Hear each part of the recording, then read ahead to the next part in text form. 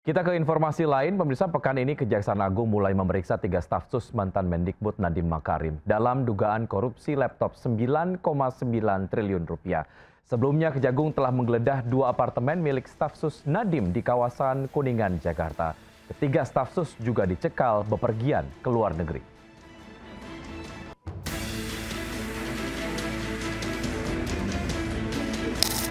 Kasus dugaan korupsi Chromebook senilai 9,9 triliun rupiah di Kemendikbudristek terus diselidiki. Pekan ini Kejaksaan Agung bakal mulai memeriksa 3 staf sus mantan Mendikbud Nadiem Makarim. Sebelumnya, ketiga staf khusus Nadiem juga telah dicekal bepergian ke luar negeri. Kejagung juga telah menggeledah 2 apartemen milik staf sus Nadiem yaitu JT dan FH pada 21 Mei lalu. Seperti yang sudah kami sampaikan, penyidik mempertimbangkan untuk melakukan upaya cegah, tangkal terhadap yang bersangkutan itu sudah dilakukan. Dugaan korupsi laptop 9,9 triliun di Kemendikbudristek periode 2019-2023 menyeret nama Nadiem Makarim. Di periode kepemimpinan Nadiem, diduga ada persekongkolan untuk pengadaan laptop berbasis Chromebook.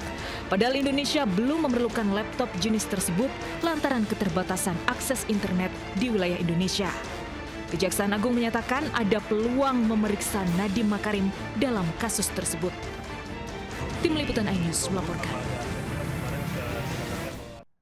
Ya, sementara itu siang hari ini 1 dari 3 staf sus mantan Mendikbud Nadiem Makarim datang menjalani pemeriksaan di Kejaksaan Agung terkait dengan dugaan korupsi Chromebook 9,9 triliun rupiah.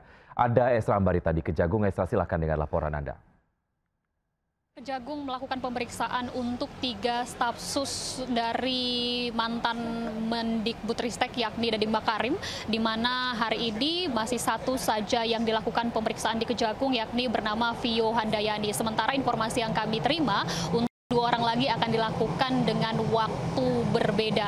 Nah, sebelumnya untuk diketahui pemirsa bahwa ketiganya sempat melakukan ataupun mangkir dari pemanggilan Kejagung dan sudah dilakukan penjegalan jika seandainya mereka ataupun ketiga staf sus ini melakukan bepergian ke luar negeri. Nah, dalam kasus ini bahwa Kejagung memaparkan bahwa terkait dugaan pengadaan dari laptop untuk digitalisasi pendidikan. Nah, saat dalam penyidikan ditemukan bahwa ini memakan anggaran sebesar 9,9 triliun. Dalam pemaparannya bahwa Kejagung menyampaikan ini semestinya tidak perlu dilakukan karena sudah dilakukan uji coba dan tidak efektif. Namun ketiga staf sus ini tetap melakukan hingga merugikan negara yakni sebesar 9,9 triliun. Dalam pemaparannya juga disebutkan bahwa data tersebut yakni terdiri dari 3,58 triliun untuk dana satuan pendidikan dan 6,3 triliun berasal dari dana alokasi khusus. Sementara itu pemeriksaan masih terus akan dilakukan dan Nadiem Makarim juga sempat menyampaikan dalam konferensi persnya jika seandainya dibutuhkan keterangan, ia juga siap akan bersaksi terkait pengadaan laptop Chromebook yang dilakukan oleh ketiga staf susnya ini.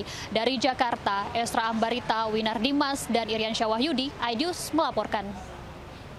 Ya, pemirsa, sementara itu mantan Mendikbudristek Nadiem Makarim menyatakan siap mengklarifikasi dan membantu penyelidikan dugaan korupsi laptop 9,9 triliun rupiah. Nadiem menjelaskan pengadaan 1,1 juta laptop berbasis Chromebook demi menunjang pembelajaran daring saat pandemi COVID di tahun 2020 lalu. Sehingga program pengadaan peralatan teknologi informasi dan komunikasi atau TIK yang termasuk laptop adalah bagian dari upaya mitigasi resiko pandemi untuk memastikan pembelajaran murid-murid kita tetap berlangsung. Kemendikbudristek melakukan pengadaan 1,1 juta unit laptop beserta modem 3G dan proyektor untuk lebih dari 77.000 sekolah dalam kurun waktu 4 tahun. Selain mendukung pembelajaran jarak jauh, perangkat TIK itu juga menjadi alat peningkatan kompetensi guru dan tenaga kependidikan. Untuk menanggapi proses hukum yang saat ini tengah berjalan terkait pengadaan laptop Chromebook, saya menyampaikan hal-hal berikut. saya menghormati dan mendukung sepenuhnya proses hukum yang sedang berlangsung.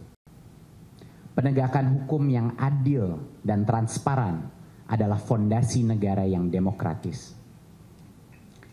Saya siap bekerja sama dan mendukung aparat penegak hukum dengan memberikan keterangan atau klarifikasi apabila diperlukan. Saya tidak pernah menoleransi praktik korupsi dalam bentuk apapun